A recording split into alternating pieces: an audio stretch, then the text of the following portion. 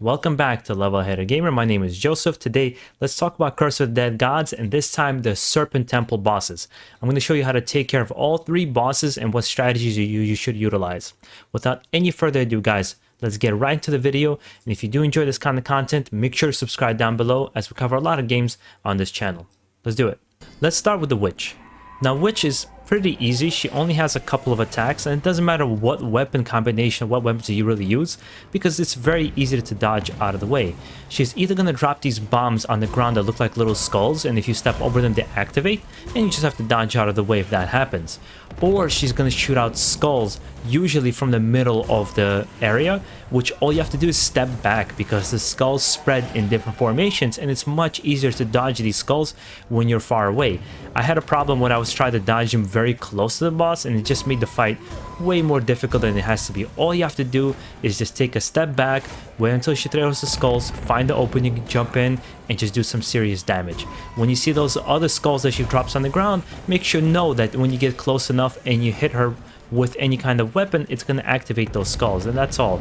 That's all the strategy there is to it, and you'll see me kind of defeating this boss with almost no problem at all. This is not a boss that gives me any trouble. Now, the second boss you're going to fight is going to be the Right Yupa, and that's not a very difficult boss. He has a couple attacks. I would recommend dodging just not to risk it. It's the pierce attack or the ranged attack when he throws his spears at you.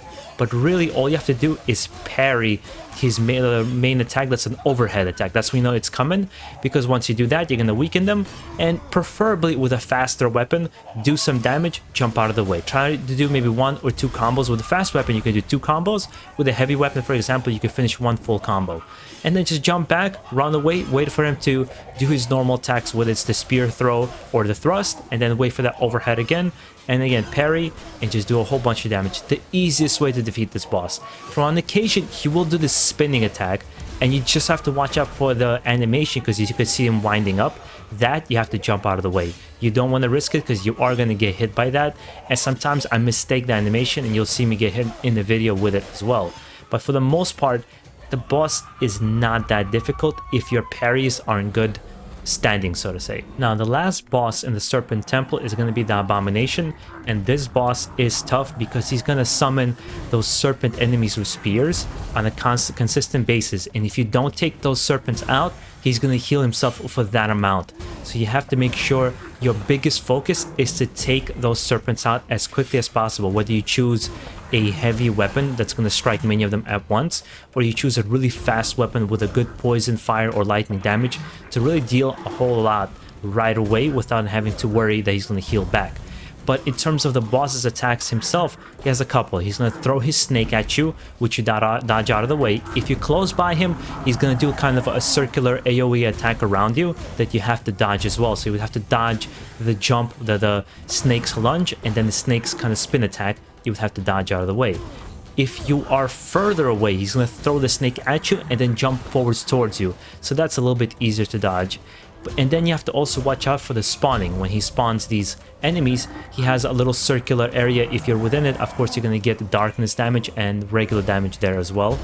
But this boss just requires you to have a pretty strong build set for him. You have to have, a good, decent amount of health, or at the very least, a very high damaging weapon, and really know how to dodge his attacks. I do have trouble beating this boss to this day, but the strategies I have come up with, I can defeat him on a regular basis as long as I'm careful about making sure I take out the serpents quick and I don't rush the fight. I look for openings. If I don't have a good opening, I'd rather just fight the serpents again. But then again, you will be able to take him out. I think a preference for this boss is a faster weapon because of all the dodging you're gonna have to do. And if it's really strong, it'll be very fast. You'll take care of the serpent enemies that he spawns pretty quickly. But you guys, with some practice, you should have no trouble defeating this boss on a regular basis. That's the 3 strategies to defeat the bosses, and hopefully this was very useful for you guys, so you can be on your way to get into the final boss and defeating that bad guy as well. I'll also release a video for the Eagle temple for all the 3 bosses. And if you want the Jaguar bosses, I'm going to make sure I leave it on top for you as well, so you know how to defeat those. And again, hopefully you're just on the way getting better and better at this game and getting your strategies in line for each of the bosses. And I hope you enjoy the rest of your day. And if you did enjoy this content, make sure to leave a comment or a like down below, and don't forget to subscribe.